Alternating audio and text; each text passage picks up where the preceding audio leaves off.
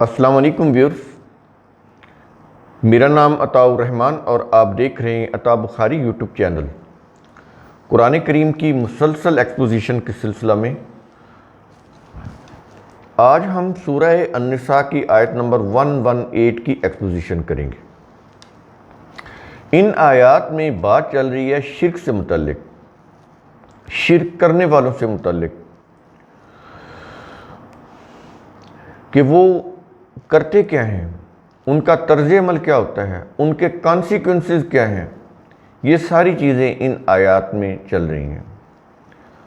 تو آج کی یہ جو آیت ہے اس میں بتایا یہ جا رہا ہے، اگر ہم اس کے اوپر غور کریں تو اس کا جو سامنے خلاصہ آتا ہے وہ یہ ہے کہ جو لوگ شرک کرتے ہیں، یعنی وہ اللہ کے علاوہ اپنے شیطانی جذبات و مسلک کی روح سے اپنے سیاسی و مذہبی لیڈرز کو خدا بنا لیتے ہیں۔ یہ ان الفاظ کو اپنے غور سے سننا جو میں کہہ رہا ہوں۔ اپنے سیاسی و مذہبی لیڈرز کو خدا بنا لیتے ہیں، ان سے اپنی مشکلات کا حل لیتے ہیں، ان کی پیروی کرتے اور ان کو اپنی کمائی سے مقررہ حصہ دیتے ہیں۔ یعنی صرف یہ نہیں کہ ان کی پیروی کرتے ہیں، بلکہ ان کے ہاتھ مضبوط کرنے کے لیے ان کو اپنی کمائی سے ایک مقررہ حصہ بھی دیتے ہیں۔ تو اس سے معاشرہ انتشار کا شکار ہو جاتا ہے۔ یہ ہوتا ہے اس معاشرے کے اندر، جب وہ انتشار کا شکار ہوتا ہے اس شرک کی وجہ سے، اس شرک کے ہاتھ پاؤں مضبوط کرنے کی وجہ سے، تو وہ پھر زندگی کی نعمتوں اور خوشگواریوں سے محروم ہو جاتے ہیں اس معاشرے کے افراد۔ یہ ہوتا ہے شرک میں مبتلا معاشرے کے لوگوں کا انجام۔ اس انٹروڈکشن کو آپ ذہن میں رکھیے گا، کیونکہ بڑے ہی غور سے میں نے اس آیت کے اوپر یہ انٹروڈکشن آپ کے سامنے پیش کیا ہے۔ بڑے غور سے اس کو میں نے یہ بنایا تاکہ سمجھ آ جائے کہ اس آیت کے اندر کہا کیا گیا ہے۔ اب ہم آتے ہیں اس آیت کے آج کے اس لیکچر پر۔ آیت نمبر ہے 118۔ الفاظ ہیں: لعنہ اللہ، اللہ نے اس پر لعنت کی۔ ہم نے پہلے بھی آپ کو بتایا کہ لعنت، اللہ کا لعنت کرنا کیا ہے۔ جب بھی کوئی قوم اللہ کے قوانین کے خلاف کوئی نظام بناتی ہے، کوئی کام کرتی ہے، اس میں شرک بھی، شرک تو ٹاپ پہ ہے نا، جو بغاوت ہے اللہ کے قانون کے خلاف۔ ان آیات میں بات ہی شرک کے خلاف ہو رہی ہے، تو وہ زندگی کی نعمتوں سے محروم ہو جاتے۔ یہ اللہ ان کو نہیں کرتا، یعنی اللہ کے قانون کی روح سے ایسا ہوتا ہے کہ جب وہ شرک کرتے ہیں یا جرم کا ارتکاب کرتے ہیں اور اس کے اوپر مصر رہتے ہیں، باز نہیں آتے، تو پھر ایک وقت آتا ہے کہ اللہ کے قانون مکافات کی روح سے وہ زندگی کی نعمتوں سے محروم ہو جاتے ہیں۔ اللہ کی جو نعمتیں ہیں، زندگی کی جو خوشگواریاں ہیں، شادابیاں ہیں، ان سے محروم ہو جاتے ہیں، ان کی معیشت تباہ ہو جاتی ہے۔ یہ چیز ہے، یہ ہے اللہ کی لعنت۔ یہ وہ ہمارے والی لعنت نہیں ہے جو ہم ہاتھ سے کہتے ہیں لعنت کے الفاظ، یہ نہیں۔ عربی میں یہ لعنت کے معنی نہیں ہے۔ یہ تو ہمارے ہاں کی جو لعنت ہے وہ تو انسانیت کی تذلیل، اس کے لیے ہم کرتے ہیں۔ قرآن ایسی بات نہیں کرتا۔ اور آگے کہہ رہے ہیں وقال، اور اس شیطان نے کہا۔ یہ جو چیز ہے کہ اور اس نے کہا، یہ اشارہ شیطانی جذبہ کی طرف ہے۔ یعنی قرآن کریم اس طرح سے تمثیلی انداز سے بات کر کے سمجھاتا ہے تاکہ بات سمجھائی جا سکے، لوگ سمجھ سکیں آسانی سے۔ یہ تمثیلی انداز ہے۔ اور اس نے کہا، یعنی شیطان نے کہا، شیطان کیا ہے؟ ہم نے بتایا آپ کو، انسان کا سرکش جذبہ، اس کی اپنی خواہشات ہوتی ہیں۔ قرآن اس شیطانی جذبے کی خواہش کی بات کر رہا ہے اس انداز میں، وقالا، اس نے کہا، یعنی انسان کے سرکش جذبہ نے، مفاد پرست جذبہ نے کہا، یا اس نے خواہش کی، کیا؟ وہ یہ ہے، لَأَتَّخِذَنَّ مِنْ عِبَادِكَ نَصِيبًا مَفْرُوضًا، میں تیرے بندوں میں سے ایک مقررہ حصہ ضرور لوں گا، میں تیرے بندوں سے، یعنی اللہ کے جو بندے ہیں اس کے بندوں سے ایک مقررہ حصہ ضرور لوں گا۔ اب مجھے یہ آپ غور کر کے بتائیں کہ یہ مقررہ حصہ جو شیطان لے رہا ہے، کبھی سوچا ہے آپ نے کون سا ہے؟ غور کیجئے آپ۔ جتنے بھی فرقے ہیں، قرآن ان کے فرقوں کے جو لیڈرز ہیں ان کو شیطان بولتا ہے۔ وہ اپنا حصہ لے رہے ہیں کہ نہیں لے رہے؟ دینے والا بھلے اس کو بڑی اچھی نیت سے دے رہا ہو سکتا ہے کہ اس کو اندازہ ہی نہ ہو، کیونکہ اس نے کبھی سوچا ہی نہیں کہ یہ جو حصہ مانگتے ہیں کمائی سے اور پھر لوگوں کو بتاتے ہیں کہ تم یہ چندہ دو، یہ خدمت کرو، جنت ملے گی، حوریں ملیں گی، تمہارے گناہ معاف ہوں گے، تو لوگ ان کے ان نعروں پر ایمان لا کر وہ اپنی کمائی کا ایک مقررہ حصہ ان کو دیتے ہیں۔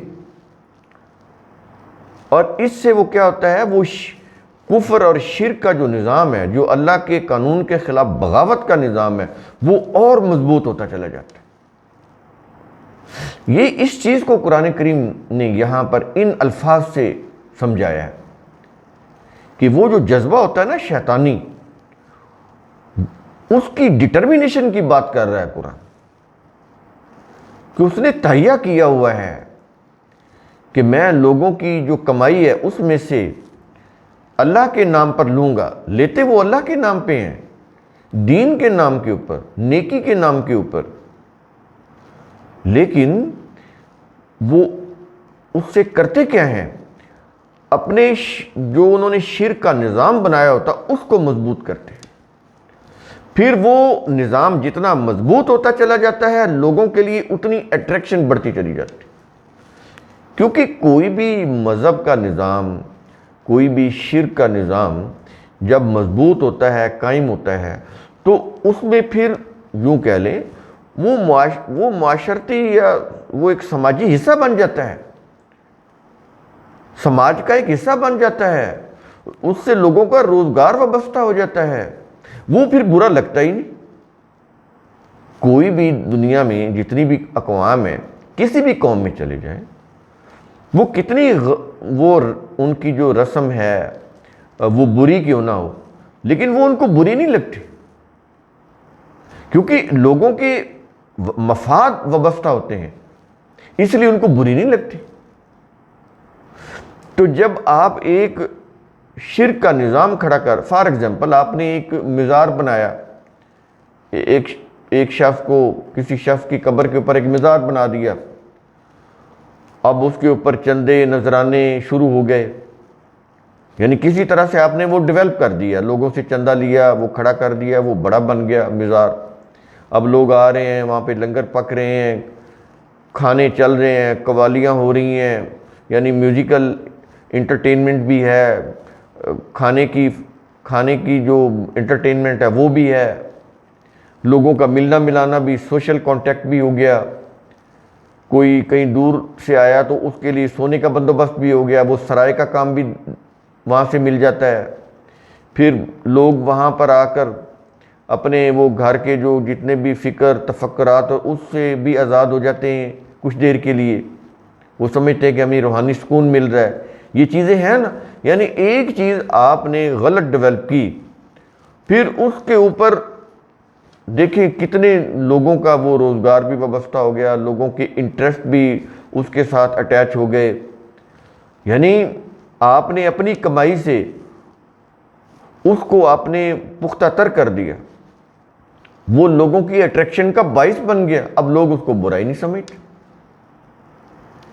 کوئی وہاں پہ یہ سوال نہیں کرے گا کہ یہ سینکڑوں سال پہلے کا مرا ہوا مردہ، تو تم اس کو اپنی پکار سنا رہے ہو اور وہ سن رہا ہے، اور وہ تمہاری پکار کا جواب دے رہا ہے اور تمہاری منتیں مرادیں بھی پوری کر رہا ہے، تمہیں بچے بھی دے رہا ہے، تمہیں نوکریاں بھی دے رہا ہے. یہ حالت ہوتی ہے. قرآن کریم یہاں پر یہ بات کر رہا ہے. یہ میں نے ایک ایگزامپل دی.